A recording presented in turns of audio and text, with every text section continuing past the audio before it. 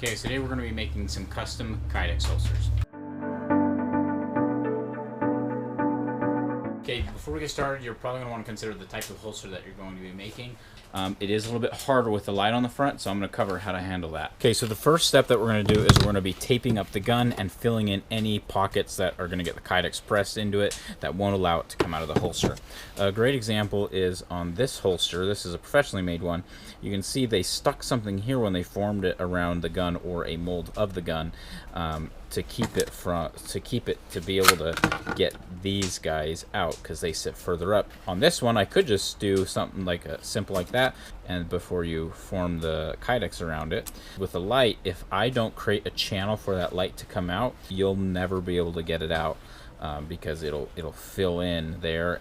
Okay, so what you're going to need is some masking tape. I like to grab some popsicle sticks, and then I also have these pieces of metal that we're going to put here to create that channel. Okay, and before we tape the gun, you do need to consider what you're going to do. So I'm going to be folding the Kydex around this side, so that means my hex optic is kind of going to get in the way. I'm also going to do a similar holster style to this one, so where the compensator can just stick out a hollow bottom. So I don't necessarily need a compensator on there. So what I'm actually going to do is I'm going to form the holster with this light on this Hellcat. So that way I don't have to worry about working or taking my optic off. I'm going to transfer, we're going to tape it up. Okay, so now I got all these little grooves taped up. I also have some popsicle sticks that I broke up and put them in the cutout where the casing ejects. So now what I'm going to do is I need to create that channel I was talking about earlier. So I'm going to essentially take this piece of metal and I put tape on the back of the grip so it doesn't damage anything.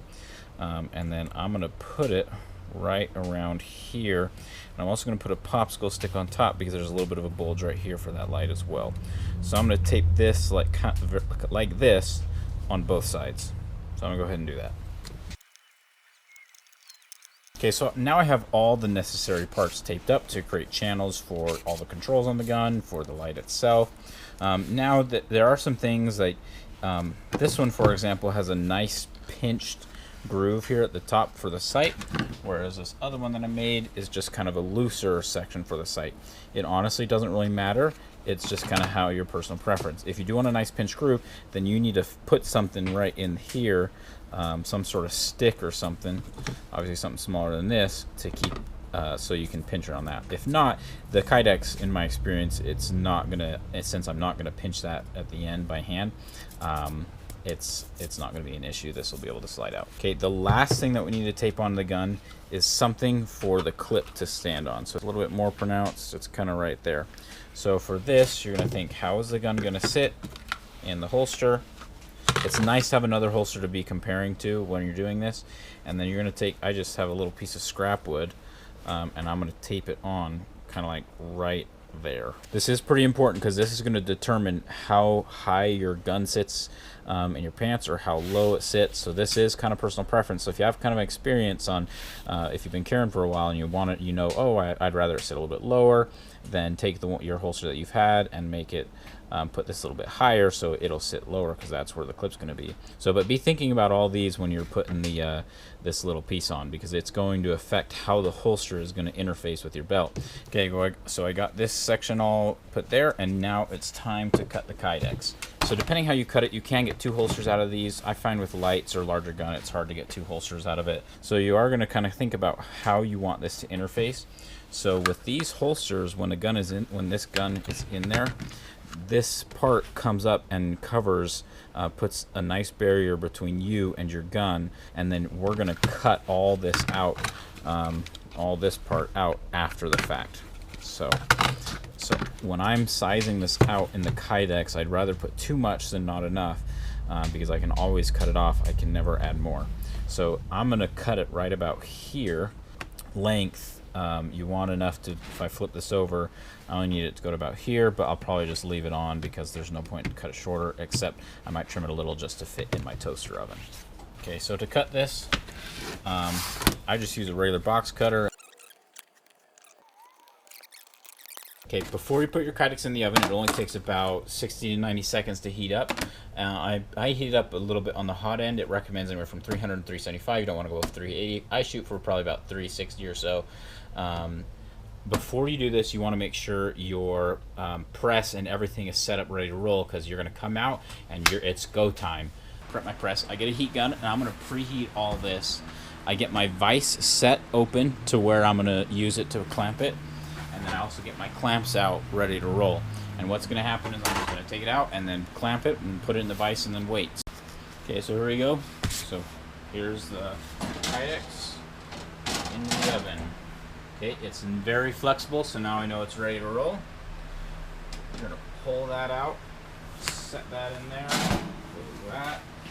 Take this, and notice I'm wearing gloves so I don't burn the heck out of myself.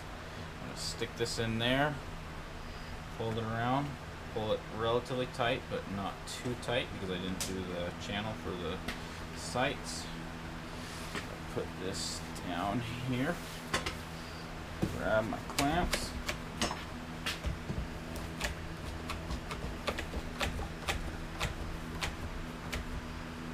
Clamp it there. Pop it. Stick it in the vise. And clamp it here as well.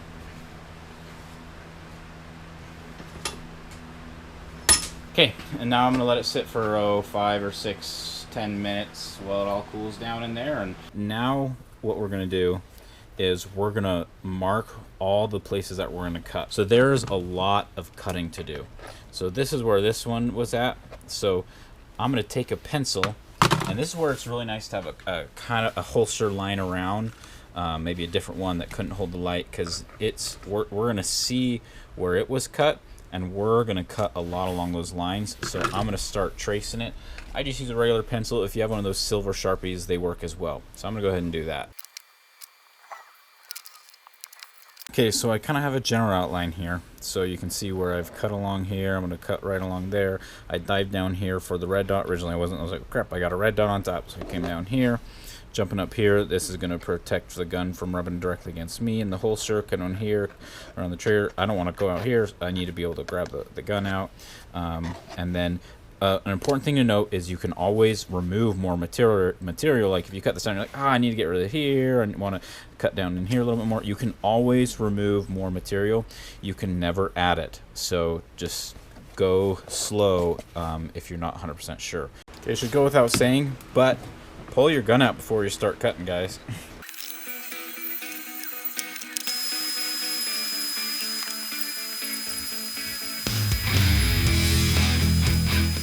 Okay guys, so this is what it looks like so far. So I cut it out. I left more here than I originally intended, because I figure I can always cut it down. I'm planning on putting 2 Chicago style screws there to allow me to adjust how hard it's clamping the gun.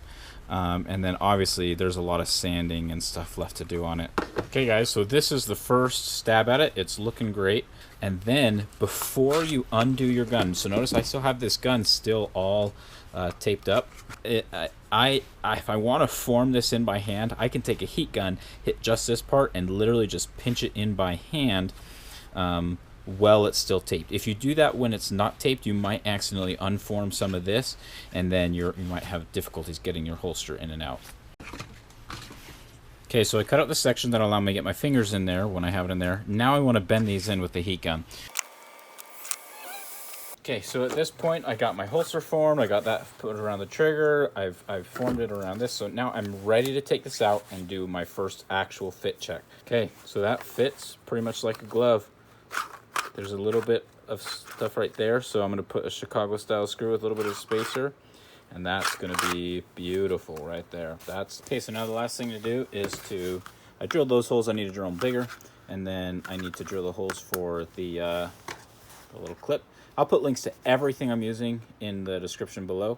And then when you're drilling this, you can kind of can it at an angle. You need to kind of use your drill to make a little slit so you can adjust it later. And also for the Chicago style screws, don't get cheap ones, get nice ones. Okay guys, and this is what the whole thing looks like when it's done. I can rub that pencil mark off if I want. That slides out nice, slides in and fits like a glove. Also, this is how you adjust the retention. So it was a little bit tight, so I can just back one of these screws off.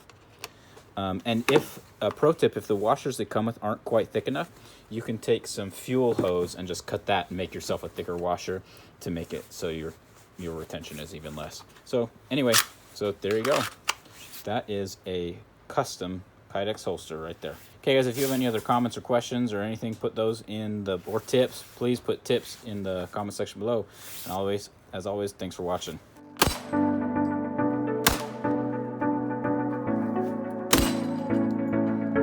That's just